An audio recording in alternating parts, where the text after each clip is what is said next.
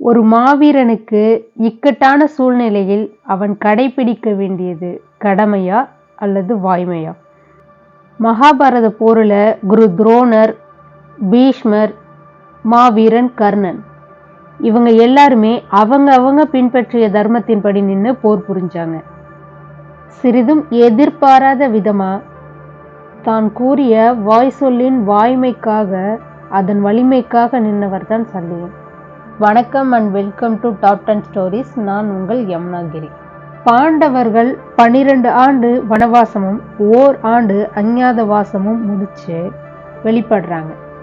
துரியோதனன் சொன்னபடியே நாடு தர மறுத்ததுனால போர் தவிர்க்க முடியாத ஒன்றாகுது. இரு தரப்பினரும் அவரவர் பக்கம் போருக்கான படையை திரட்டலானார்கள்.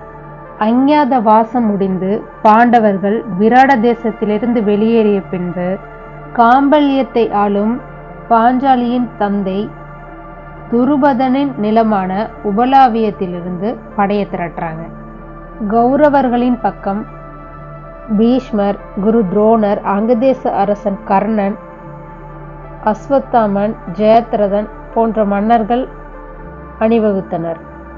மறுபுறமான பாண்டவர்களின் தரப்பில் ஸ்ரீகிருஷ்ணர், பாஞ்சாலியின் தந்தை துருபதன், விராட தேசத்தின் அரசன் போருக்காக கடுமையா படையை திரட்டிட்டு இருந்த காலகட்டம் அது. அப்பதான் போருக்கான அழைப்பு விடுக்கப்பட்டு சல்லியன் கிளம்பி வராரு. இந்த சல்லியன் பாண்டுவின் 2வது மனைவியான மாத்திரிக்கு சகோதரர் ஆவார். சல்லியன் பாண்டவர்கள் தரப்பில் நின்று போர் புரிய தன்னுடைய படையை திரட்டிக்கிட்டு கிளம்பி வராரு உபலாவியத்தை நோக்கி. இதை கேள்விப்பட்ட துரியோதனன் வழியிலேயே சூழ்ச்சி செய்து சல்லியனை தான் தரப்புல நிற்க வைக்கணும் அப்படின்னு திட்டம் போடுறான்.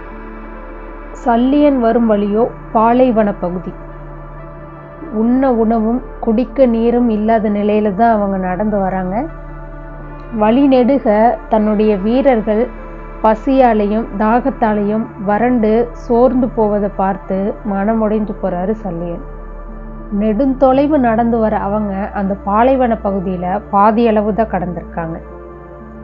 கடந்து வந்த தூரத்தை தாண்டியும் போக வேண்டிய தூரம் இருக்கிறதுனால சல்லியன் படை வீரர்களை நினைச்சு கவலைப்படுறாரு. அப்பதான் தூரத்துல அந்த பாலைவனத்துல அவருக்கு ஒரு பந்தல் தென்படுது. ஏதாவது உதவி கிடைக்குமா அப்படின்னு போய் பார்க்கலாம் அப்படின்னு படை வீரர்களை கூட்டிக்கிட்டு போறாரு. அப்படி போன அவங்கள யாரோ முன்பின் தெரியாத 2 நபர்கள் வந்து புன்முகத்தோட வரவேற்று கூட்டிட்டு போறாங்க. முதலில் அங்கிருந்த வீரர்களுக்கு தாகத்திற்கு இளநீரும் மோரும் வழங்கப்படுது. பின்பு பசி தீர அனைவருக்கும் அறுசுவை விருந்து படைக்கப்படுது. யானைகளுக்கும் குதிரைகளுக்குமான புற்கள், கரும்புகள், தண்ணீர் போன்றவை மலை போல் குவிக்கப்படுது. இதை பார்த்த சல்லியனுக்கோ மிக்க மகிழ்ச்சி. அந்த பந்தலின் நிழலில் அமர்ந்து கொண்ட சல்லியன் இந்த நடு பாலைவனத்துல நண்பகல்ல நமக்கு உணவளித்த அந்த நெறியாளன் யாரா இருப்பாரு? எதன் பொருட்டு நமக்கு இப்படி உணவளித்தான்? இப்படி கேள்விகள் எழ சிந்தனையில் மூழ்கி போனான் சல்லியன். தன்னுடைய படை வீரர்களுக்கு தாகத்திலிருந்தும் பசியிலிருந்தும் விலக்களித்த அந்த அரவானை போற்றி தன்னிலை மறந்து, இந்த அறச்செயலை புரிந்தவனுக்கு என் உயிர், உடல், பொருள், ஆவி அனைத்தும் கைமாறு செய்தாலும் போதாது அப்படின்னு உரக்க சொல்லிடுறாரு. அதுவரைக்கும் கூட்டத்துக்குள்ள ஒருவராக இருந்த துரியோதனன் இப்ப சல்லியன் முன்பு வெளிப்படுறான்.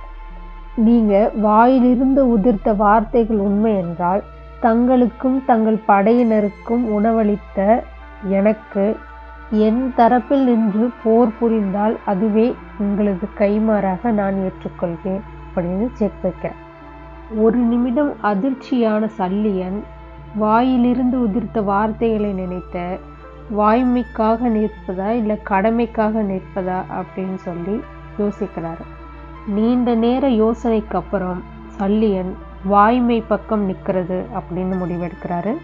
தன் படைகளை கூட்டிக் கொண்டு துரியோதனனுடன் ஹஸ்தினாபுரத்திற்கு சென்று விடுகிறார். இதை கேள்விப்பட்ட பாண்டவர்கள் வருத்தமடைந்தது உண்மை. ஆனால் சல்லியன் மீது யாரும் கோபமோ வஞ்சக எண்ணமோ கொள்ளவில்லை. ஏனென்றால் தர்மம் அறிந்த அந்த பாண்டவர்கள் சல்லியன் கொடுத்த அந்த வாக்குதானத்திற்கு இணங்கிய அந்த வாய்மைக்காக நின்றதால் உலகமே அவரை போற்றியது. தர்மனிலிருந்து நகுலன் சகாதேவன் வரை அவரை யாரும் வெறுக்கவில்லை. இந்த வரலாறை ஒரு செய்யுள்ள வில்லிபுத்தூரார் எழுதியிருக்காரு. இடைப்படு நெறியில் வைக்கும் இவனது வரவு கேட்டு தொடைப்படு தும்பை மாலை துரியனின் சூழ்ச்சியாக மடைப்படு விதியிற் செய்த விருந்தினால் மருண்டு அவர்க்கே படைப்படு சேனையோடும் படைத்துணை ஆயினானே.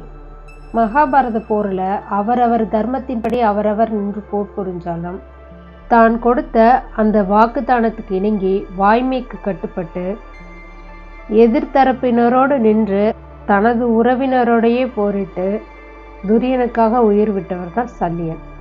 இது போன்ற மற்றொரு பதிவில் சந்திக்கும் வரை உங்களிடமிருந்து விடைபெறுவது யமுனாகிரி.